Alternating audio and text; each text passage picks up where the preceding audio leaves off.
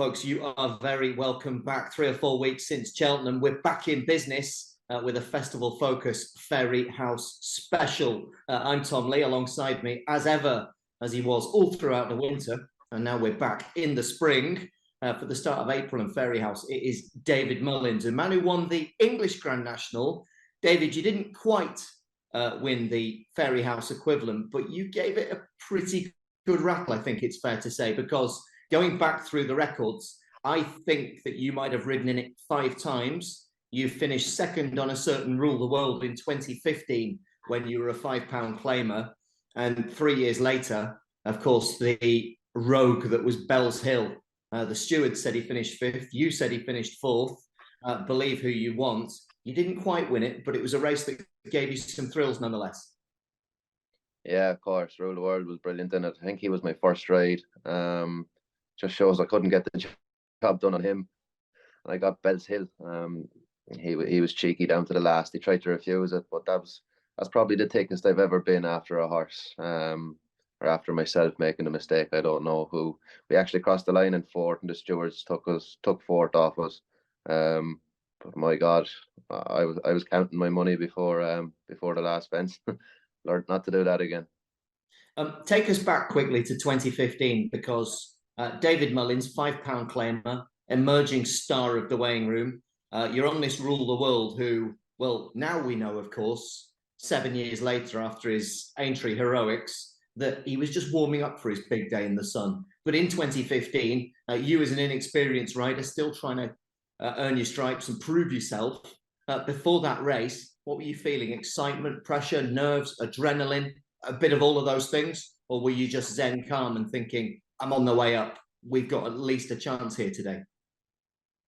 Yeah, well, I hadn't ridden in the English National before that, so I said my first ride in the Irish National, it was massive. It was huge. The parade beforehand, everything. Fairyhouse gets a great crowd. It is a warm up, I suppose, to the English Grand National, but it's massive in its own respect as well. And I was fairly pumped for the day. I think who was it? Katie Walsh beat me on Thunder and Roses for Sandra Hughes. Jigginstown 1, 2, 3 that day. It was the time they were really starting to motor in all those big handicap chase winners, and I was lucky to be riding for them at the time. Tell me something. There'll be people watching this who they've seen Fairyhouse on the TV. They might have stood very well in the stands on one of the big days. But how does the track ride? What are the characteristics, if you will? And are there any surprises? Because, for example, if you're lucky enough to walk Cheltenham, people will always say, wow, I didn't realise how stiff and how prolonged this uphill finish is. What would be the features of Fairyhouse when you're out there riding? Well, the chase track there's a lot of jumping. I'm actually not sure how many fences there are, but every time you turn a bend, you always seem to see a line of 3 or 4 fences in front of you. It is a proper test of a horse's ability to jump. You need everything. You need to tick all the boxes.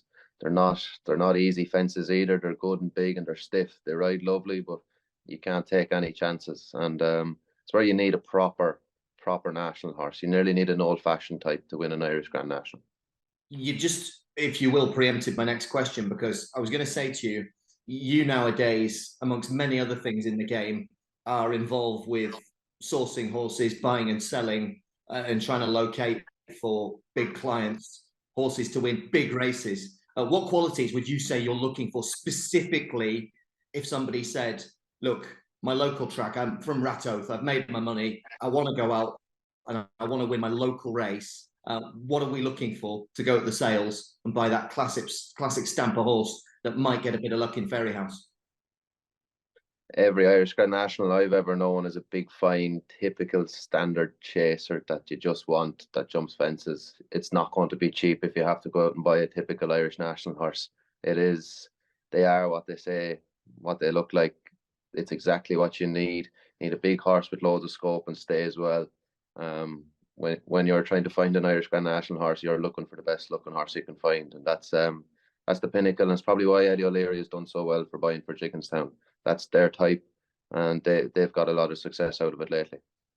Sounds like half an advertisement for the services of David Mullins, bloodstock agent, folks. If you're sitting there with a 6-figure sum, just burning a hole in your pocket, this man will find you the winner of next year's Irish Grand National, but we need the 2023 winner ideally. First of all, there's a few ways we can tease this, but the favourite a few days away from the race is the novice, the 7-year-old, the horse who won at Limerick a few weeks ago for Noel Meade, the Devil's Coachman. I would say this is a horse who's exciting, 3 from 6 over fences, David, but he is very short on experience in double-figure fields. What do we make of him? And again, if you were riding in the race for the 6th time, is he the type you'd like to be on? He is a type you'd like to be on. Of course, you'd like to be on a favourite. His form is good. He's a solid horse, but I just think he's been a bit busy for me, and that's probably not ideal. He's probably a bit exposed, if you're asking me. I'd rather find something like Am I Right or Velvet Elvis coming into form.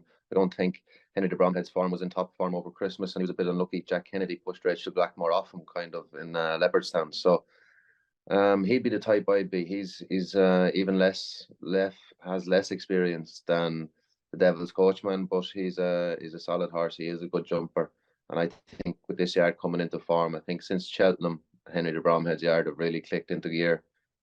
He could be one for me, and also Velvet Elvis. He possibly didn't fire last year. Some of Tom Gibney's were a bit like that, but I think Velvet Elvis, for me, he's the pick of him. He's going to like the trip.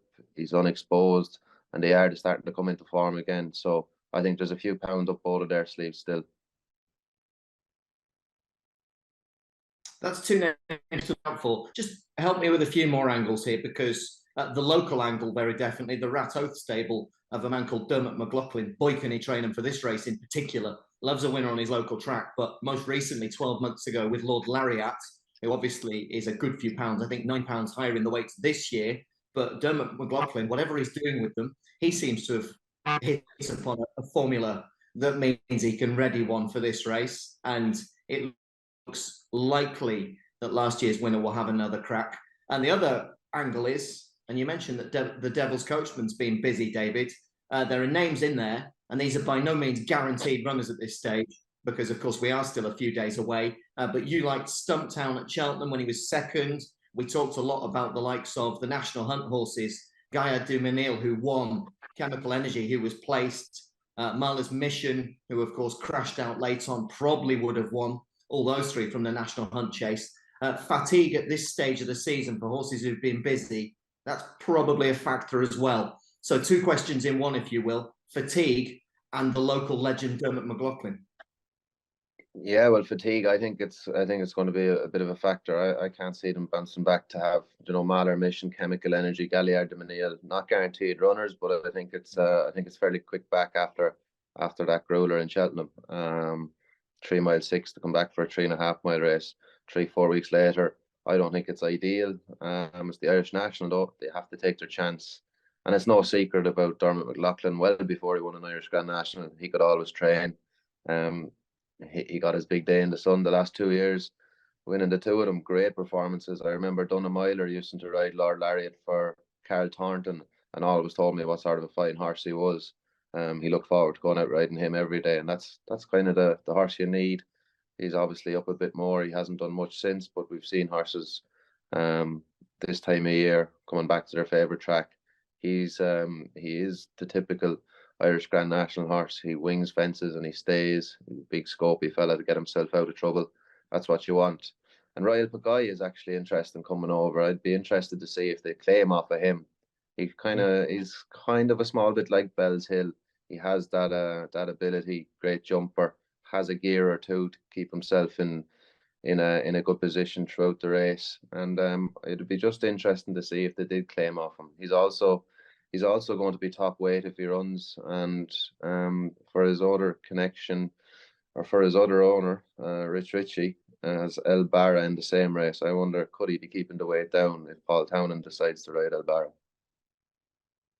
Decides to ride, or is influenced into riding? Because I always think it's intriguing that certainly there does seem to be a pecking order there. Whether or not it's unspoken, it's never acknowledged, but it does seem to be that Ruby back in the day and now Paul Townend, there does seem to be an element where certainly Willie Mullins has this masterful, gifted way of humouring and finessing the biggest owners to give them the big man on the big day, even if actually unwittingly, or perhaps deliberately in this case, maybe it opens the door for something else in the race. So take note, folks, Royal Pagaille potentially. And as you said, David, Am I Right?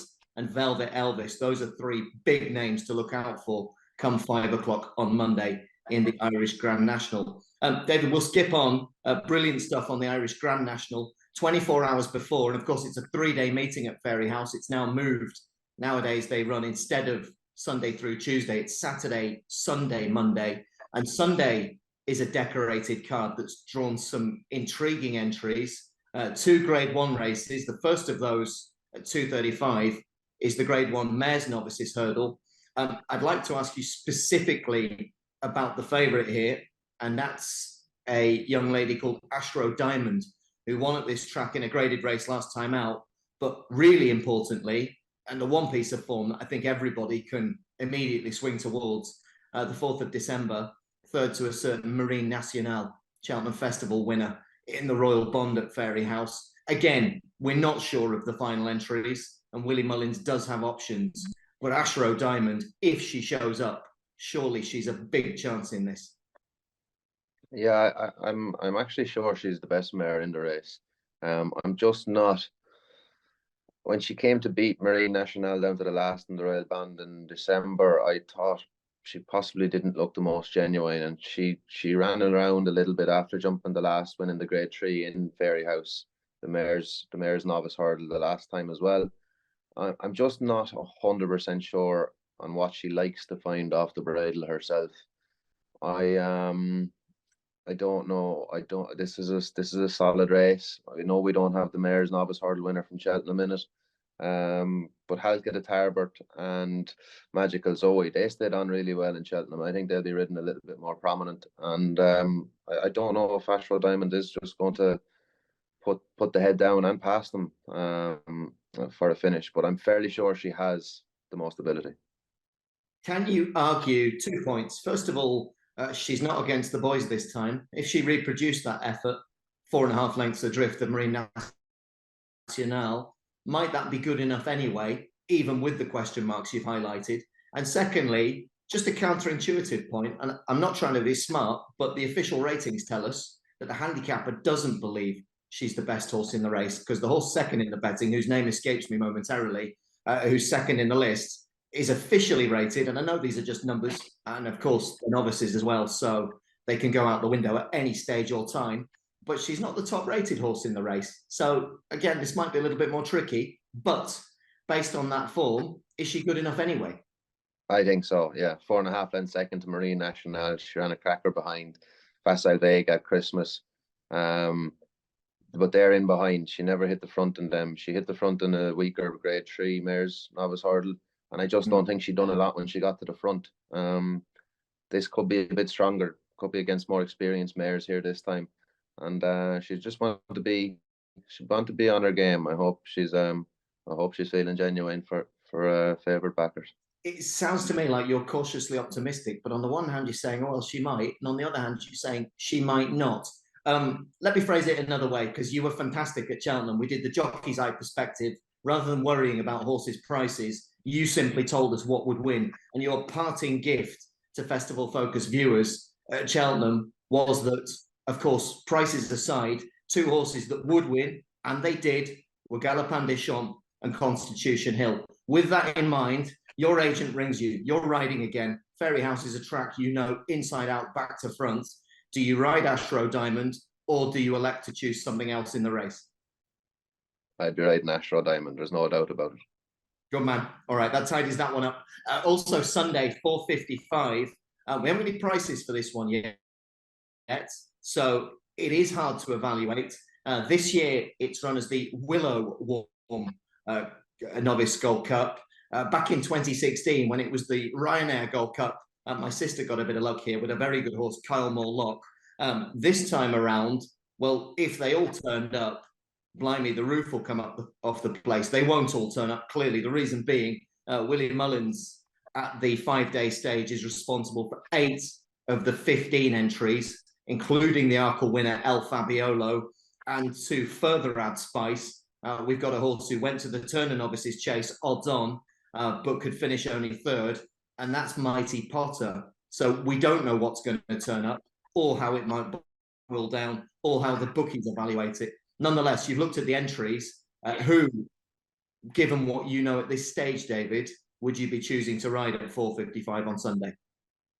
Mighty Potter, I'm going to have to forgive him for Cheltenham. I just thought David Russell and Paul Townend were kind of, they were looking at each other more than looking at the race. I didn't think it was their finest hour in Cheltenham, either of them, to be honest. And for that reason, I'm going to give him another chance. I don't know if it was the horse's fault completely. I know he hung a small bit right up the straight, but he didn't perform in Cheltenham last year either, so you can't blame that. It just didn't have, it hasn't gone to plan from the last 2 years in Cheltenham. I think this horse is, I think he's, before Cheltenham, he was the only thing that possibly looked like getting near Gallop in the Champs next year. I'm going to have to stick with him here. I'd say appreciate it. If they go proper gallop, he'll get closer to Mighty Potter, but I don't think he can beat him. Not at this stage of his career. He's 9 now. The other horse actually that ran a cracker in Cheltenham was James de Burle. I thought maybe turning in he was going to get there, but he had a year, maybe 18 months off the track. I wonder, is he just getting to peak fitness now, and he possibly didn't get home for that reason. So if you got 8 runners, maybe James de Burle each way. So with all that said and done, that's us just about done and dusted. David Mullins, you told us earlier in the conversation, we finished where we began. You gave us 3 outstanding names for the Irish Grand National, 5 o'clock on Monday. You mentioned the potential British visitor, the top weight Royal Pagaille. You mentioned Am I Right? You also mentioned, and I think you're sweet on this guy, Velvet Elvis. David Mullins turns up with saddle, boots, stick and helmet at Fairyhouse on Monday. You could only ride one of those 3. Who will it be and why? If David Mullins shows up with all that gear, you'd know he's drunk, but I won't be there. Velvet Elvis for me, I think, is the horse I'd ride if I was back riding, definitely, yeah. There you go, folks. You heard it here first. Velvet Elvis for David in Monday's Irish Grand National. We'll be back in the coming days with previews of both Aintree and Punchestown. But for now, Festival Focus over and out.